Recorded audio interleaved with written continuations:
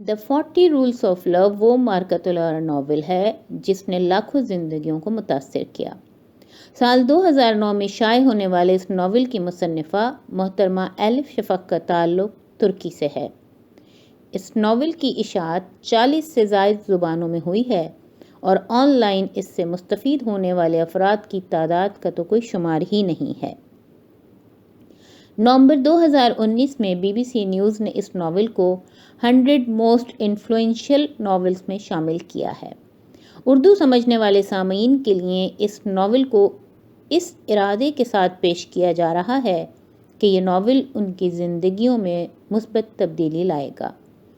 ہم اس ناول کی صرف مرکزی کہانی پیش کر رہے ہیں۔ اس ناول میں 2 دریاؤں یعنی مولانا جلال الدین رومی اور صوفی درویش شمس تبریز کے ملنے اور ایک ہو کر حب الہی کے سمندر کی طرف بہنے کی عکاسی کی گئی ہے۔ یہ آڈیو سیریز محترمہ ہما انور کے ترجمے 40 چراغ عشق کے سے ماخوذ ہے۔ آواز خالدہ مرتضیٰ کی ہے۔ قسط نمبر 40 شمس قونیہ جنوری 1246 عیسوی۔ بعض لوگوں کی فطرت ثانیہ دوسروں کی عیب جوئی ہوتی ہے۔ میں نے اپنے متعلق افواہیں سنی تھیں۔ جب سے میں قونیہ آیا بہت سی افواہیں گردش میں ہیں۔ مجھے ان پر حیرت نہیں۔ اگرچہ قرآن میں واضح الفاظ میں درج ہے کہ عیب جوئی بڑا گناہ ہے، لیکن بیشتر لوگ اس سے گریز کی کوشش بھی نہیں کرتے۔ وہ ہمیشہ ان لوگوں کی مذمت کرتے ہیں جو مینوشی کرتے ہوں یا پھر کسی زانیہ کی تلاش میں ہوتے ہیں کہ جسے سنسار کر سکیں۔ لیکن جب بات غیبت کی ہو جو خدا کی نگاہ میں کہیں بدتر گناہ ہے تو وہ اس خطا کاری پر توجہ ہی نہیں دیتے۔ یہ سب مجھے ایک قصے کی یاد دلاتا ہے۔ ایک روز کوئی آدمی کسی صوفی کے پاس بھاگتا ہوا آیا اور ہانپتے ہوئے کہنے لگا، ارے وہ ہاتھوں میں تشت اٹھائے ہوئے ہیں، ادھر دیکھو۔ صوفی نے سکون سے جواب دیا، اس سے میرا کیا میرا اس سے کوئی لینا دینا ہے؟ لیکن وہ لوگ تشت تمہارے گھر لے کر جا رہے ہیں۔ اس آدمی نے بے ساختہ کہا، کیا پھر تمہیں اس سے کوئی لینا دینا ہونا چاہیے؟ صوفی نے کہا، بدقسمتی سے لوگ ہمیشہ دوسروں کے تشت دیکھتے ہیں، اپنے کام سے کام رکھنے کے بجائے وہ دوسرے لوگوں پر رائے زنی کرتے رہتے ہیں۔ ان کی من گھڑت باتوں پر میری حیرانی نہیں جاتی۔ شک اور عیب جوئی کی بات ہو تو ان کے تخیل کی کوئی حدیں نہیں۔ بظاہر شہر کے کچھ لوگوں کا خیال ہے کہ میں درپردہ حشاشین کا سالار ہوں۔ کچھ لوگ تو یہاں تک دعویٰ کرتے ہیں کہ میں قلعہ الموت کے آخری اسماعیلی امام کا بیٹا ہوں۔ ان کا کہنا ہے کہ میں کالے جادو اور ساحری میں ماہر ہوں، اس قدر کہ جس کسی کو میں بد دعا دوں وہ موقع پر ہی مر جائے گا۔ کچھ دوسرے لوگ کھلے عام یہ الزام لگاتے ہیں کہ میں نے مولانا رومی پر سحر کر دیا ہے۔ کہیں وہ سحر زائل نہ ہو جائے، اس یقین دہانی کے لیے میں انہیں روزانہ صبح سویرے سانپ کی یخنی پینے پر مجبور کرتا ہوں۔ ایسی واہیات بکواس سنوں تو میں ہنس کر اپنی راہ لیتا ہوں۔ بھلا اور کیا بھی کیا جا سکتا ہے؟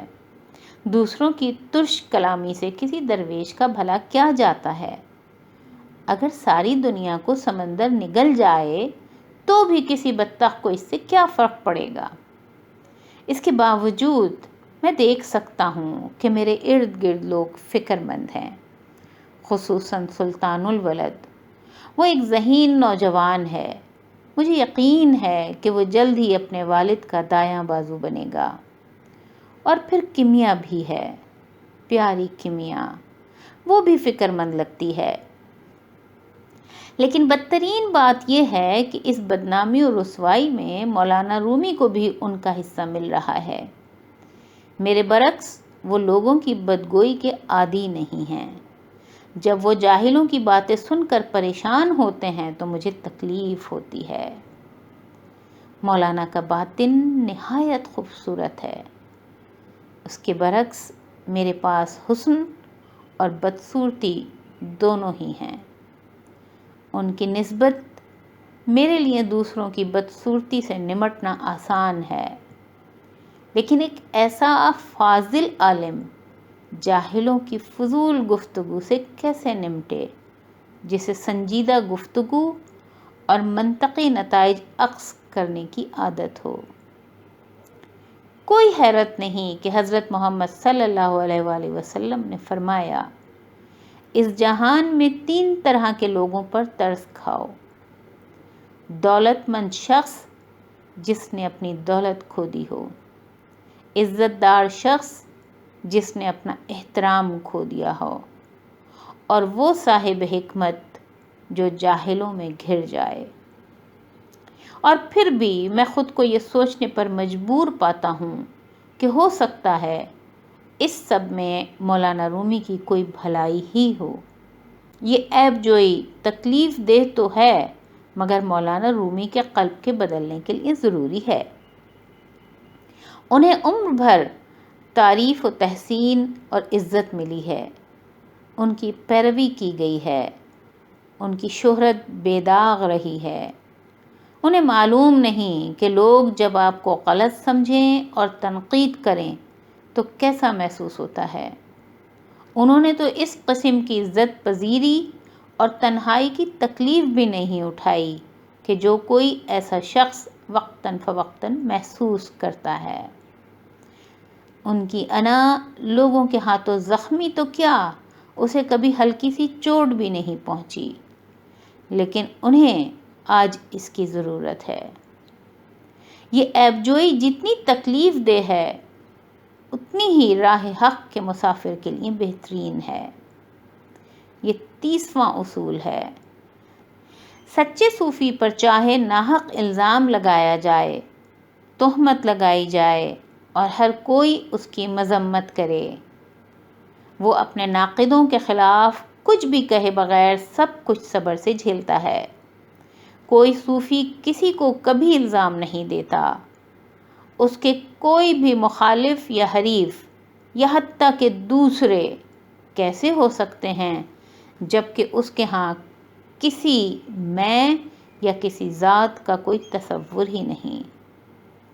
کسی دوسرے کو کوئی الزام کیسے دیا جا سکتا ہے جبکہ کسی دوسرے کا وجود ہی نہیں ہے؟ ذات واحد ہی ہے جو موجود ہے۔